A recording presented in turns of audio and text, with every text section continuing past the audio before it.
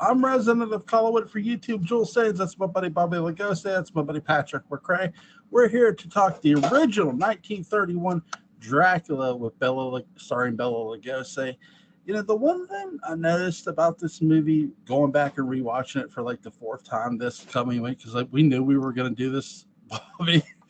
I noticed something very familiar, that there's a scene where Dracula and his daughters or wives, whatever you want to call them, and the way they shoot this reminded me how in the movie House of Dark Shadows, they showed the basement scene with the coffins of Carolyn and Barnabas a bit. Yeah, no, I definitely see what you're saying. Like the staging, also like Carolyn, she feels very ethereal too, and like his brides feel like very ethereal quality.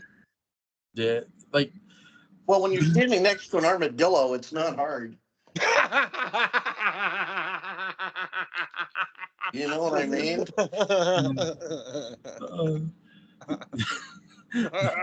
Now, here's a question for you guys, because I love how, again, this movie's in black and white. It's really, I watched this on the National Archives, and it still looks as good today as it did back then. Todd Browning, how much credit? I mean, brilliant director, the way he directed this movie. What did you guys think of his direction, Bobby? I think it's amazing. I have a fact I would like to share about Todd Browning. Sure. Before he became a director, he had worked in the circus, and he had done this stunt called the Hypnotic Living Corpse. And what they would do is on a Friday, they would dig a hole 6 feet under, put him in a coffin, and bury him alive. They put the dirt over it, and they had this like tube thing so that he could breathe, and like people could look in, you know, and but he was in that coffin from Friday through Sunday. Yeah. So what a perfect director to be about someone coming back from the grave, because Todd Browning literally did it, and I think I really like his direction. Bela Lugosi actually talked about how Todd Browning really worked with him to help like tone down his stage performance to be more suitable for screen, and I like one of the things I really like about his direction is he has a very like matter-of-fact quality to the supernatural.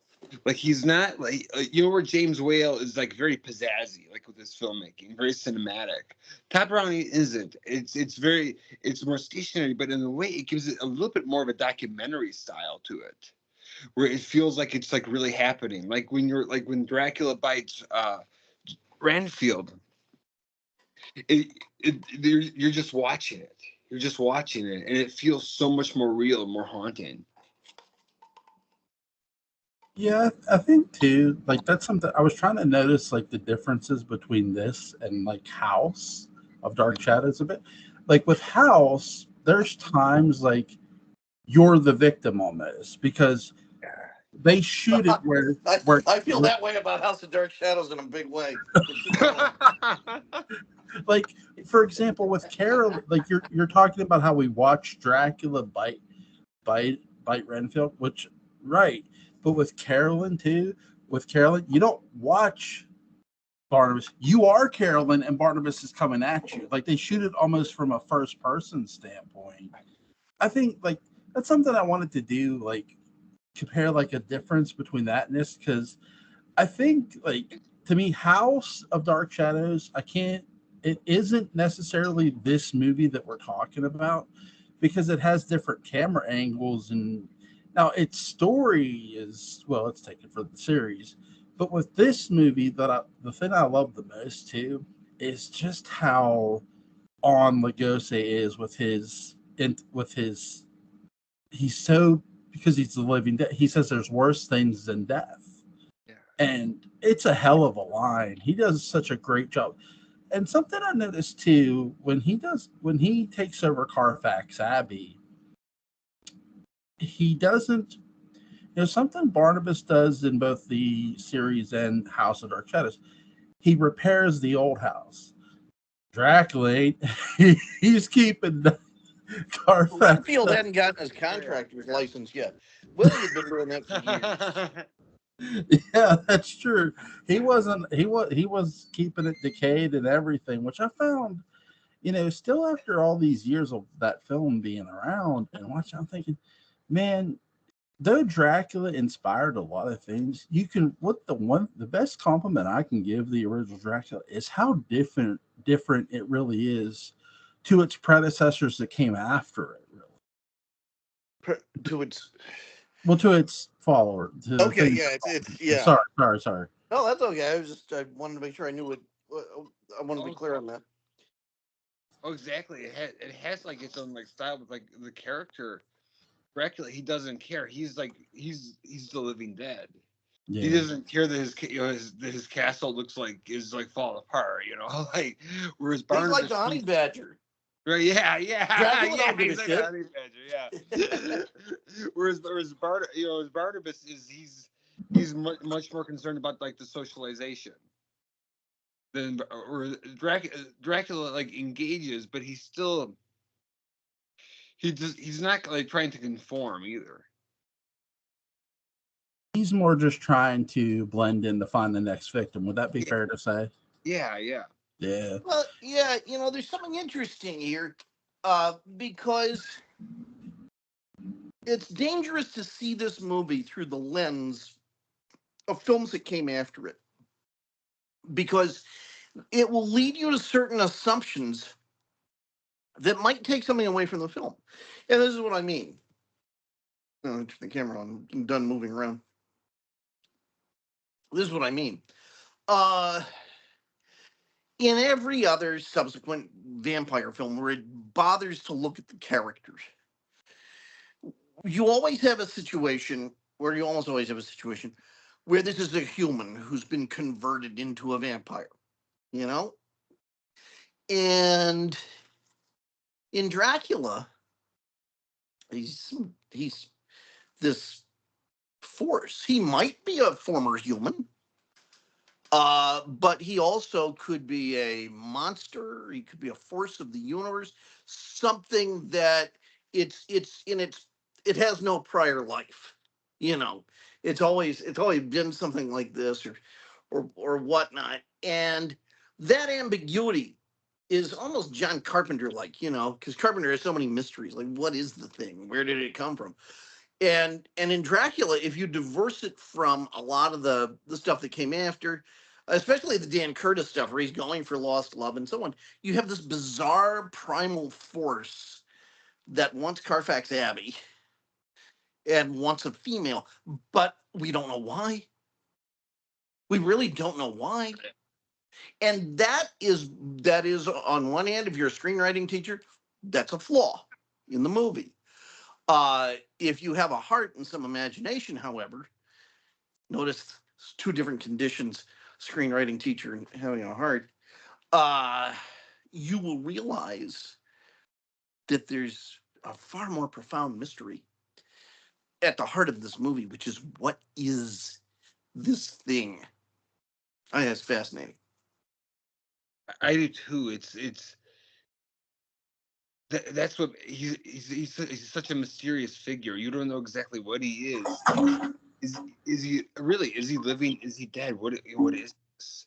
Because even down to his speech, it's not normal. It's in the beginning scenes, it's very like spaced out, and you really sense that living dead. But even in later scenes, when he's being more socializing, it's still that there's still an oddness to his speech, but yet it fits him with the scene as well, because they could be thinking, oh, he's a Transylvanian count, he's like still learning English. In some cases, it's almost like he's still learning human. Yeah, exactly, because it doesn't, and it works so well because you feel it's like, in a sense, the words are superfluous because you feel the evil intent behind it. So you're like, you're not you're reading, like you're reading what's inside there. Yeah. I think something too that he talked about, there's worse sins than death. They don't, like Yinzer pointed out, they don't answer the question of, was Dracula first a human or wasn't he? But it's and that's something you don't necessarily have to answer, because like you're talking about with heart and imagination, it's like I really don't want that answer in all honesty, because it lets me have that imagination of, okay, was or wasn't he? It's something you can always go back and look at this movie and ask, Yeah. you know. And it's that sort of kind of imagination that keeps you, not just, yeah, Lugosi's performance keeps you coming back to, and the way they shot this looks so creepy. 1931, something this movie doesn't get enough credit for too. And if you've ever listened to Walter B. Gibson, the look of Dracula and the look of Dracula inspired the look for the Shadow, and obviously basically the Shadow is Dracula and Sherlock Holmes mixed together. So, and then this came out February 1931. Valentine's Day. The Valentine's Day. The Shadow would come out April 1st, 1931. So just 2 months later, which is really, really cool. I think from a look standpoint, how much did Lugosi's look of Dracula inspire not just other Draculas but other vampires? What you guys say? Totally. Yeah. I mean, he is the fountainhead of all of this. Yeah.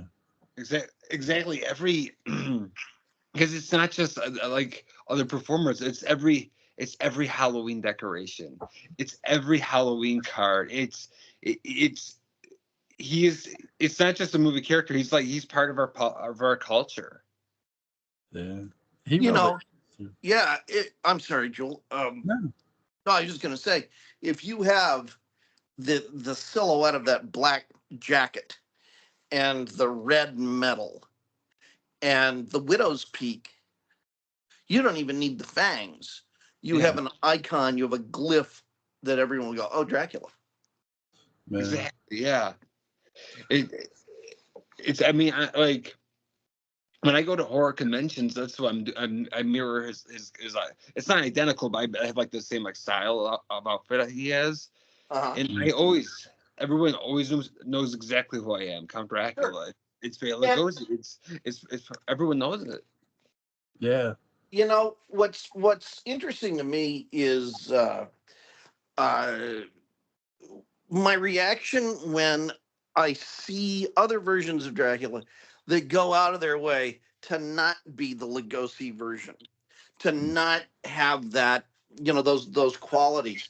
A, that's a real tribute to the Lugosi version. B, I don't know. I always feel cheated.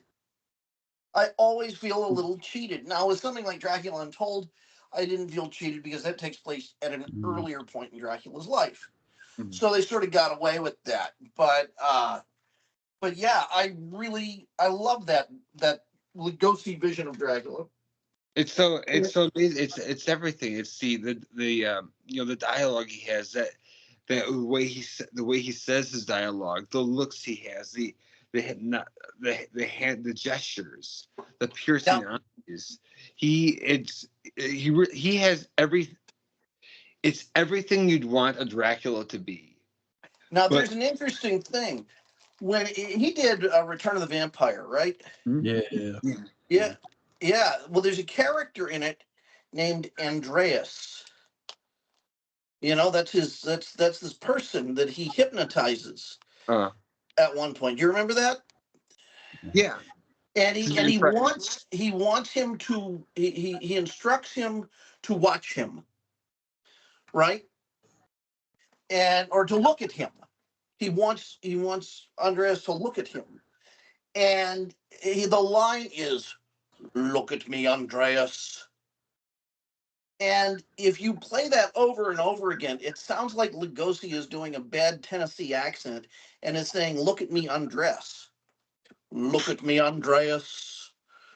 Look at me, Andreas." It's very funny. Try it sometime. Just run that line again and again, and you'll hear it.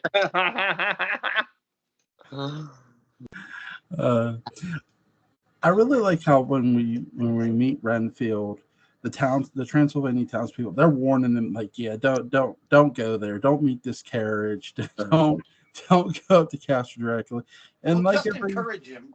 Yeah, right. Right. Well, in a way, it's sort of, well, he says, "Hey, I got an appointment to keep." He's a very businesslike man, which Oh, you know sort of. you It's could quite appreciate. dry. Oh, You yes. you could appreciate Redfield's dedication to his job, but it's also like, dude, you're about to be a corpse. It's okay. Oh no, but Oh, I love one of my favorite scenes in this movie is Bela Lugosi Dracula being the driver of the carriage to Uh-huh. take him to Castle Dracula. Bobby? What did you think of that? oh my gosh, I love that. I love. First of all, that the shot of him where you just you see him with the hat and you see his eyes. Yeah, It's so eerie. And in the book he's like covered like from head to foot, like you can't really see him. Whereas this you can recognize him, but the thing is he's Dracula. Like you've got powers. You're not going to be able to recognize him. yeah. Patrick, what did you think of that scene, man? I think it's actually very funny. Because what I imagine is Dracula's kind of like pacing in front of his castle with his pocket watch out, kind of looking at the moon, seeing, like how far across the sky it is, thinking, okay, we're really coming up on sunset, or on sunrise. We got to get this moving. I don't know where the driver is. I try to trust these gypsies, and they always do this. And so I bite them again, but then I get a little thirsty because I'm mad. I'm just going to hypnotize them. And he's drained and he's gone. But instead, I'm waiting on him, and I gotta drive the damn thing myself. Okay, where's the outfit? Where's the I hope he doesn't recognize me, because that would be really embarrassing. So, he's pretending to be this coachman to look like he has a much larger staff. I imagine he has a French maid's uniform, because those three ladies, they got a lot going on, but I don't think they're necessarily a top flight domestic staff. And it's not like he can go to Lowe's. So what's Dracula gonna do? I look at it in a very Larry David like fashion, and it supports that reading, Jewel. oh, there's something I'd like to add. Did you guys catch what day this is taking place on? Well, April 30th, Walpurgis Night. It's the night when evil spirits are at their most powerful. Dracula has planned this so that Ranfield comes when he is at his most powerful. Yeah. Maybe that's bringing a gun to a knife fight. I don't think he needs that much power to take over Renfield. It's quite fried. A bad can of Spam, and he's down. But that's what they they say it real quickly, but it's like the driver, he is afraid of Walpurgis Night. Yeah. It's funny because later Dracula's thinking, so I waited until the 30th, the most powerful night of the year. For you, I could have done this on Arbor Day. Right, yeah. Now, could you see them like using that in a different way? Let's say they did Dracula again, because God knows there's going to be another Dracula movie one day, right? Could you see them using that in a different way? Like Dracula waits for that night to take down a more powerful foe other than Renfield. I think so. Yes. I feel like I honestly I feel like like in the 31 version, it's like it's in there, but it's like that they don't really explore it. I feel it's like I feel there's so much to explore with that. I think something they could do to have fun with that is, and again, it's sort of something they somewhat explore this with Dracula Untold a bit, where he attacks an entire army. Well, have Dracula attack the Roman Catholic Church. Have that. Have him be at his most powerful and attack the church. That would be shocking as hell. I mean, it'd be fun and scary too. That'd be really neat. And that'd be like a really interesting way to incorporate like the Vlad the Impaler aspects. Yeah, I mean, it's Dracula Untold did that really well too. Like, that's what made that movie fun. They mixed fact with fiction a bit. And you ever see it, Bobby? Yes, I did. We'll, Yeah, we'll I have, agree. yeah, we'll have to all get together and talk about it. Yeah. But back to, I don't want to get off topic, but back to this movie. What did you think? This is our first, actual introduction of Dr. Van Helsing in this movie. What did you think? I love Edward Van Sloan's Professor Van Helsing. He What's so amazing to me, and this, because like you have to imagine, like this is an audience who doesn't know anything about vampires. Are they gonna laugh at it? Yeah. Are they gonna laugh? Edward Van Sloan, he describes everything which with such seriousness and sincerity. All the facts about vampires that you believe it. He's 100%. Well, he's certainly all of the facts he thinks he knows. Yeah. The movie is if it had been made 20 or 30 years later, I think one of the things that would have happened is, why are you such an expert on something we don't even know if it exists? Right, And he gets into that dialogue. Yeah. Well, here's the thing too. I think because Dracula, the legend of the vampire starts because of they put the bell in the coffin, and when somebody hit the bell, that person was actually buried alive. But that's they sort win of a prize, but you can't get it down to them. That's sort of how the legend of the vampire starts. But something that I love how Van Helsing in this movie, when he does the mirror and he's looking and he's even double checking, like he almost can't believe it himself. Yeah. To a degree. And I think that's what helps it too. That he knows this is a possibility, but he's maybe not sure if that's what exactly is going on until when you see Dracula come in and you see the mirror and you see the one person standing there, but you don't see his reflection. Yeah. And even he's like, oh, okay, yep, this is real. I think that's his performance helps the character, but that moment there of, okay, I was right. Yeah. I was right. And it's the check and double check too. Yeah. Like I'm, I have to be sure of this. Yeah. It's one of the best. To me, it's one of those moments in a movie that really put a character over really well, because you're confirming everything the character thought they knew. Right. Yeah. And you're putting that character over as in every way as Dracula is equal at that moment. Yeah.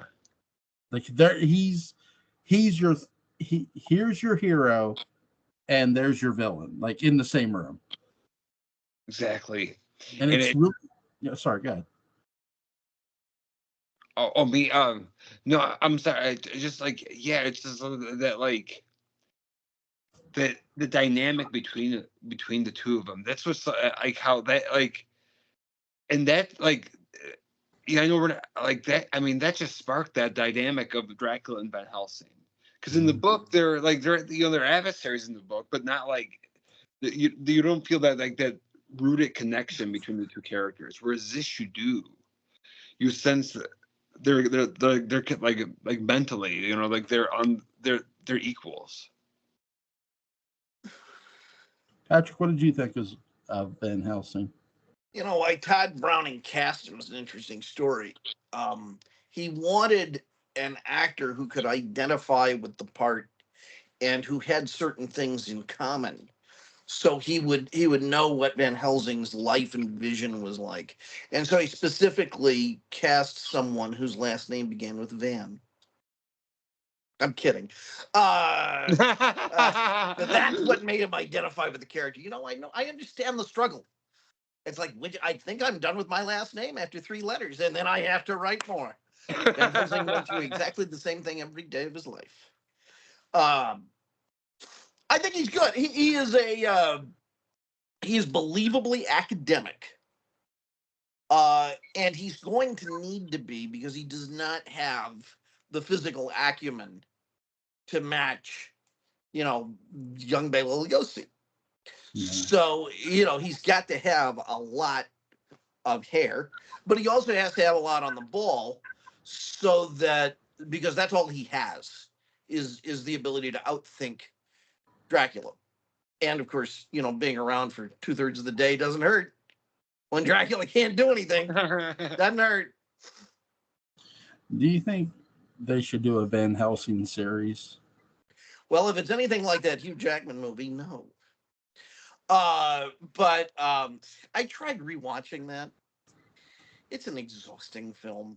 It's a great idea, but it's really tiring to watch as a grown up. Can I tell you something? The reason I think that movie, the reason that movie I think honestly got made, because I'm a fan of the films that probably got that film in. Underworld. I mean, because Kate Beckinsale's in both. That does not recommend anything. That's Kate Beckinsale is in both movies. Underworld's a good movie. Underworld's a good movie. I indulge you many places, but I will just simply say I thought Underworld was not only a bad movie, it was one of the worst movies I've ever seen. It was so bad it made me want to shred the upholstery of the seat next to me with my car keys. Wow. Yeah, but you liked it, and that's good. That's a good thing. So go on.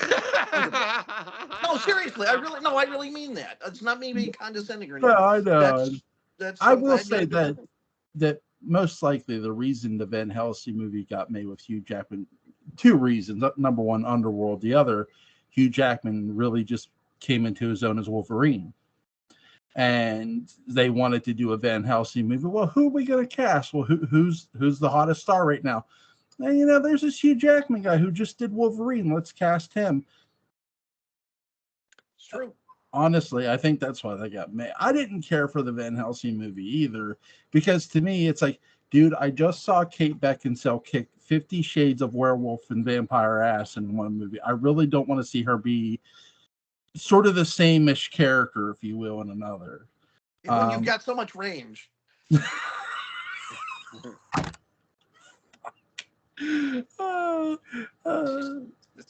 not talking about Judi Dench here. Yeah. Oh my God.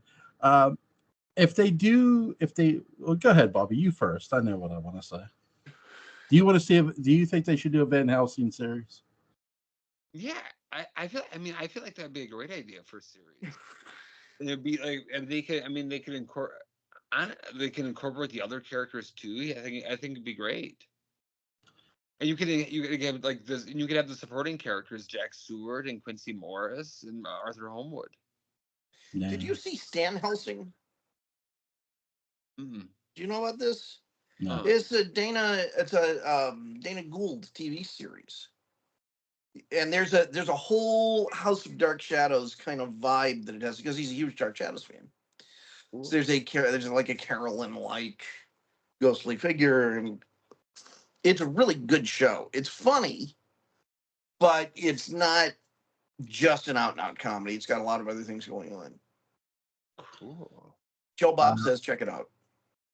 Where can I find this? Google it. I don't know. I mean, it was like one of those IFC type series or something. All right, I'll Google it. It's good. If they did Van Helsing, first things first, cast Ray Fiennes as Van Helsing, and do the character right, and have him be the sort of be a Kolchak in his own time in a weird way. In a way where he's not just looking into vampires, he's looking into the supernatural. That's something they could really do. It wouldn't be that hard to do either. Because, listen, I've been wanting Carl Kolchak to come back for years. If like Universal did it, then they could incorporate like the Creature from the Black Lagoon and Frankenstein Monster and all the characters. Yeah, I mean, that's something they could play with. With this movie... Guys, with the movie Dracula, sorry, I keep getting off topic. I apologize. With the movie Dracula, what's some of your favorite scenes in this movie, Bobby? Oh my gosh, I have so many. I love when they're coming out of the coffins. When Dracula and his brides are coming out of the coffins, it's so eerie. How his fingers come out like the legs of a spider, and I love that scene. I also love the scene on the staircase. I think that's when I bid you welcome in the Children of the Night line. Listen to them, children of the night. What music they make! Like, I mean, it's one of the most iconic scenes ever in horror. I also, oh my gosh, and how could you not love when Ransfield's looking out of the hall? His Dwight eyes, Frye. like, oh my god, it's like what, He's like, so good. yeah, it's like one of the it's like one of the most insane shots ever. And oh my god, and the other one I really love with Ransfield is when he's in the asylum and he says, spiders now, is it? Flies ain't good enough for you. Flies? Pure, mere, puny things. Who wants to eat flies? You do, you loony. Not when I could have nice fat spiders. I love that part. And then, and then Dracula bites Lucy too. I love that, how it's 'cause I love how it's like so like metaphysical, like how he comes in almost like Rudolph Valentino style, but like he's not moving like a human. He's moving like an evil spirit. So I love that. And especially with I love Frances State's hairdo in the scene. I love her hairdo because I love how it's like 1920s vibe. Patrick? Bobby, I'm going to tell you, that Dwight Frye impression is dead on. Thank you so And much. just as an older man, my suggestion, save it for the second date. Don't greet your date with that at the door. It's not gonna play the way it should in a just universe. It's lack of imagination. But that I'll give her a Whitman sampler, as you know, and then go into the flies spiders thing. Favorite stuff. For me, there are three things I love in this movie, and they're all kind of associated and kind of disassociated. The sound and cadence of Dwight Frye. Yeah. The sound and cadence, of course, of Bela Lugosi. And just that intense, rich grain of the film that they use and the way that they handle black and white. Because, Browning, I think, his defenders claimed that, well, he couldn't move the camera around that much. Well, I don't think he wanted to move the camera around that much. He was relying much more because, movies only been around, a decade or two. So he was relying much more on the texture of the still image or the almost still image. For me, this is almost like this movie is actually as close to a comic book as you're going to get a film, because it is a still movie. It's almost a series of iconic images that move a little bit, but it feels like I'm watching this incredibly textured, beautiful, charcoal drawn black and white comic, image by image by. It helps if you're double jointed. Image by image by image. And that really nails it, I think. So those are the things I like about it. I love the new Philip Glass score. I don't know if it was well mixed, because occasionally it does drown out the dialogue. But I think that was Tchaikovsky's fine, but he didn't. This at least was written for the movie. So those are things I like. I love Carla Lamley at the beginning of the film as she's reading about, the area and she's reading out of Rick Steves' book. I love that. And, Carla Lamley died in a cosmic sense only recently. I mean, that girl lived forever. Seriously, when they did all of the nice DVDs that all of the making ofs came from, she's in those. I know. Oh my She's God. lived forever. Yeah, she's the host of the Road to Dracula documentary, and she's amazing as the host. Like, Wow. She's dynamite. yeah, she is like I don't know I think it's the great niece of the founder of Universal Studios. She has a YouTube channel, Universally Me, and that's her aunt. She interviews her. And so she knew Carl Lam. Obviously, she Yeah, knew yeah, yeah. Carl Lamley, and that was the family that ran Universal. It was a Mhm. family business, and it was the younger Lamley who twisted the old man's arm into doing some horror pictures, and that ended up putting Universal really on the map. Yeah. I would say probably for 20th century horror, whether he wanted to or not, Carl Lamley was probably the single most influential force, Yeah. in my opinion, because he was responsible overall for the Universal horror films. And I think those really defined horror as we would know it for the next 70 years. Yeah. Some of my favorite scenes in this movie, I love how different Castle Dracula looks from Carfax Abbey. Not just inside. They did a really good job of not making things look, because you do see the inside of Castle Dracula and you see the inside of Carfax Abbey, and both look different from a look standpoint. They have both a same creepy feel, but they look different. And I love the one scene I love the most in this movie is when Lugosi comes in and he's very much presenting himself to Lucy and talking to them. It's so at one moment cordial, but then the other moment he's talking about death. And it's such a snap of the finger, so on for the actor himself. I mean, Lugosi probably will never, in my mind, get enough credit for being one of the best actors to play Dracula because he owned the part. It depends on the company you're with. No, If you're in the right company, he is truly considered one of the finest actors of the 20th century and one of the most important actors. And I certainly consider him to be that. no, Me too. Me too. He's amazing. I mean, he makes you believe that he's the living dead. no. And you believe it in a way that like the other like Dracula's like you don't suspend your disbelief to that level that you do with Bela Lugosi. Yeah, yeah. That's the thing too. Like when I saw Mark of the Vampire, I'm thinking Lugosi. They talked about how Lugosi said they wish they would have let him play real vampires.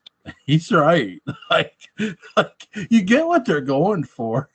It's like you have the guy who owned playing a vampire in every way, playing Dracula, and he's an actor playing, which it's funny. Like Lionel Barrymore is good in the movie, but Well, Lugosi was just an amazing person anyway. I mean, this is a guy who founded the Screen Actors Guild.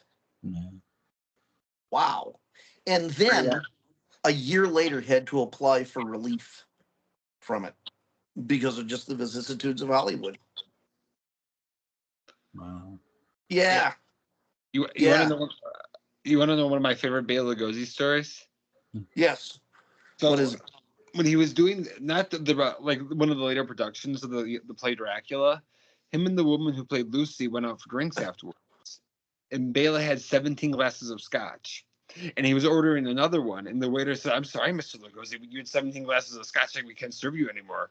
So he got up and said, "Come, we take our drinking elsewhere," and he did the trick where he pulled the tablecloth off, and all the dishes stayed. I love that. He's a hell of a guy. Yeah.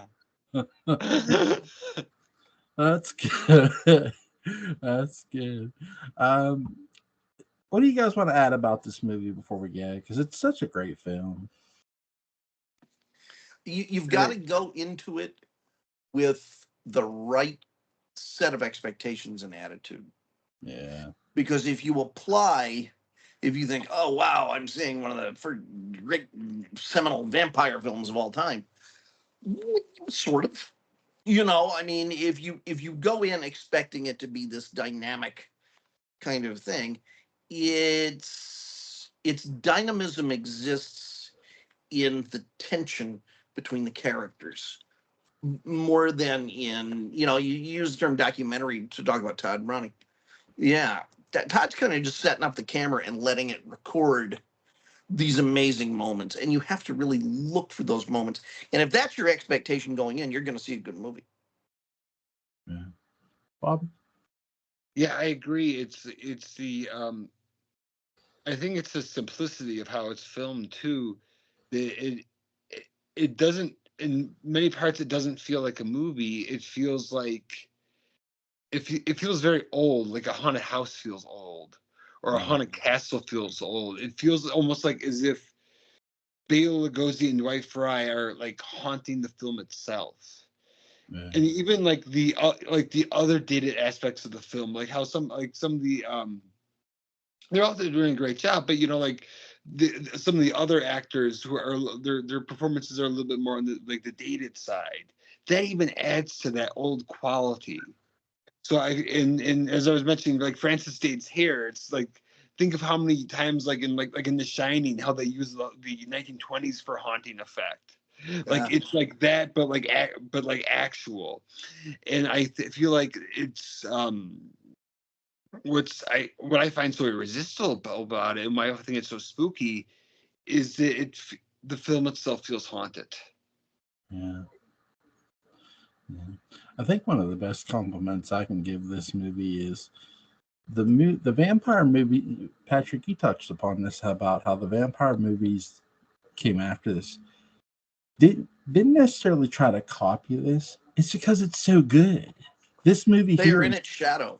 yeah, in every way. This movie, I mean, it cast a long shadow because not just because of Lugosi himself. Yeah, he's a big reason, but what Browning really did, he let the actors just work and do what they needed to do, and they do it. I mean, the effects are great. Even now, when you go back and when I went back and watched this on a National Archives, I'm thinking, damn, this movie still looks fucking great.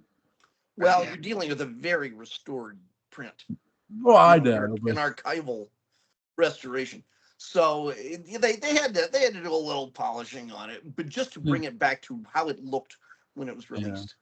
Yeah, it still looks great. That too. Yep, it should. It's in the National Archive. I mean, you know, yeah. What now, Bobby? Dracula's your favorite Universal monster, right? Oh yeah.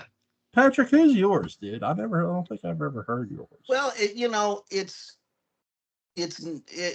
not Dracula, but because of how Universal mismanaged that character, I don't feel like they knew quite what to do with him, and it's a testament to Bela and Todd, like I know them or something. It's a testament to Bela and Todd that they should have the esteem that Bobby has for it. And I can see where you're coming from, definitely.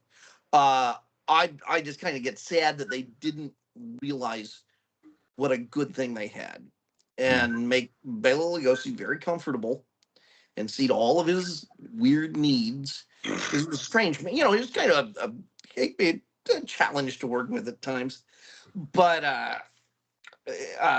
I really wish they'd done that. My favorite Universal monster,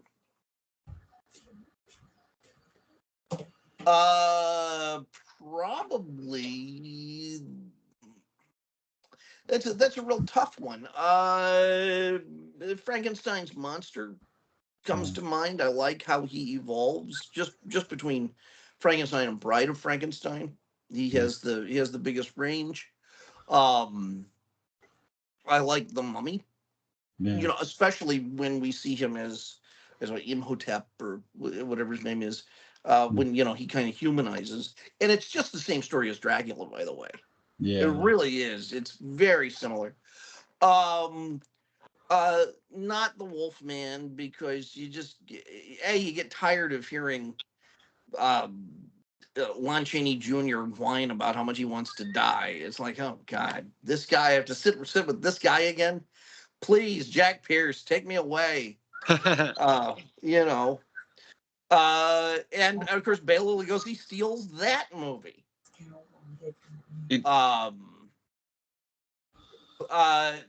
Creature in the Black Lagoon goes, and that's about it. Although he clearly has a thing for Julie Adams, and that's sweet. I like the ballet, that weird underwater ballet they do in that film. Maybe I think my favorite character in the Universal horror canon is Dr. Pretorius, who's just astounding in Bride of Frankenstein.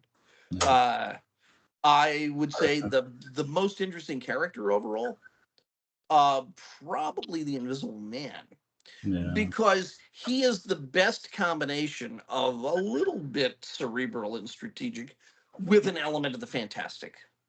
Wow. Claude Rains, hell of an actor. Yeah, I would say the Invisible Man is my favorite Universal monster, and always has been ever since I first saw the movie on Turner Classic Movies way back when. Well, one of the nice things with Invisible Man is that they really start the movie by giving you the Invisible Man. It's not one of these things you have to wait forever. Yeah. Yeah. Sorry, I didn't mean to. No, you're fine. Go. What do we got? The one thing, two, they give you Dracula right away too in this movie too, and that's do indeed. Like they do indeed. The great thing about, like, I'm not trying to take anything away from the Wolfman, but they make you wait for the Wolfman. They don't make you wait for Dracula. They don't make you wait for the Invisible Man, and you appreciate the hell out of them for that. Right. Yeah. They give you wait just enough to have a suspense. You have the setup. See, they're talking about them on the carriage, and the villagers warn you. So it's not like you take your time. You build your little bit of time. You build the suspense, but then the first time the reveal is cool too, because like first you just see his hand come out. And then it's the close up going towards his eyes, and it's like you feel like you're being hypnotized by him. And then he's the driver, and then you wait a few minutes. Then he says, "I am Dracula." The moment you've been waiting for, and I would think that would be especially true for the original audience, having sound be new. This being the first talking monster. Man, what's he gonna sound like? Because in the not the re-release trailer, but in the original trailer that came out in 1931, they don't have any moments of Bela Lugosi speaking. I feel like they were building up the suspense of that. Yeah. Guys, is there anything you want to add before we go? Just thank you so much for talking about Dracula. It's my favorite movie. I watch it all the time. It just makes me happy. It's irresistible to me. I remember when I was 7 years old, and when I first saw it, I had already seen Abbott and Costello Meet Frankenstein and Dracula Dead and Long in it. But when I saw him, I was like, this is the real Dracula. Real Dracula. Yes. It's just it feels like the real thing. And I still feel that way. I really do. Yeah. Yeah. Bela Lugosi was just really one of a kind the way he did that character. And Todd Browning deserves a hell of a lot of credit too. Again, solid 10, this movie. If you have never seen the original 1931 Dracula, go check it out. It's in the National Archives. I'll leave a link to the description box where you can go watch it. Link to Bob Lugosi's channel, Lugosi Theater, is going to be in the description box. Link to Patrick McCray's Dark Shadows Day Book of Bound is going to be in the description box. Gentlemen, you have a wonderful, wonderful night. Patrick, I'll see you tomorrow. Take care. Bye, guys. Bye.